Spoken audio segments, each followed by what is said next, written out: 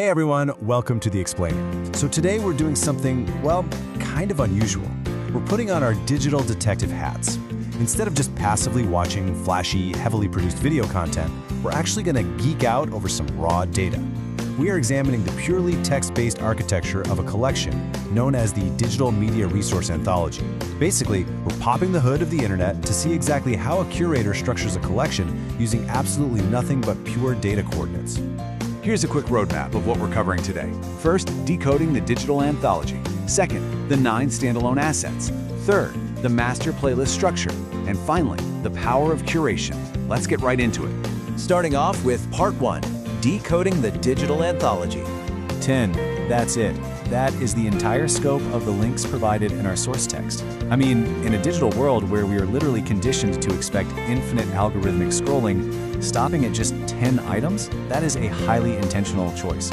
It establishes these really strict, deliberate boundaries for our dataset. Whoever created this anthology drew a line in the sand right at 10.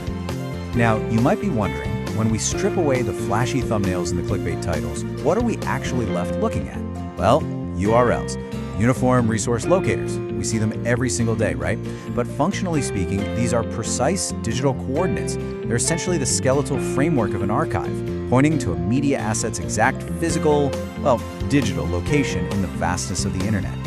All right, moving right along to Section 2, the 9 standalone assets. So, as we scan the first 9 entries of this list, a really clear syntax pattern jumps out at you. Watch V equals. This simple string dictates the primary architecture here. Watch is the action we're taking, and the V equals isolates a specific video file. Basically, these first 9 links are like isolated standalone islands of media. The only reason they're connected at all is because our curator forced them together onto this specific list. Just look at those unique alphanumeric fingerprints that follow that command. You've got strings like Z2KJ and 9S4Q, all the way down to TQK3P. These video IDs are an absolute guarantee that we are dealing with 9 totally distinct media files. It's like each string is a permanent digital lockbox holding just one single idea. When we actually slow down and focus just on these IDs, we get a real appreciation for the granular, almost atomic level of digital archiving. And that brings us to a pretty dramatic shift in Section 3, the master playlist structure. Right when we get completely lulled into that repeating rhythm, the pattern completely breaks at the very end. That 10th link, it is a total anomaly. Look at this massive string right here, starting with PL1DZ. It doesn't look anything like those previous 9 fingerprints, does it? It's expansive, it's complex, and it signals a massive shift in the architecture.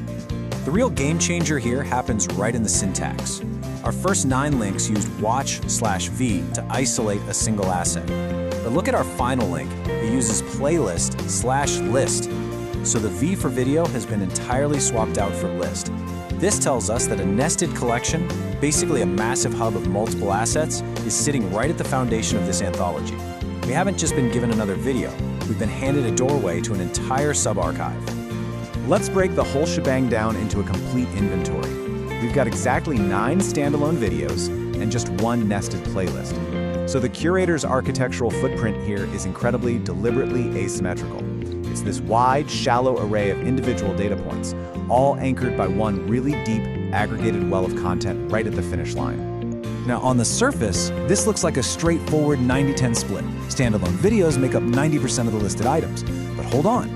Think about the invisible weight of that remaining 10% for a second. That single playlist link, it could contain 5 videos, or it could literally contain 500.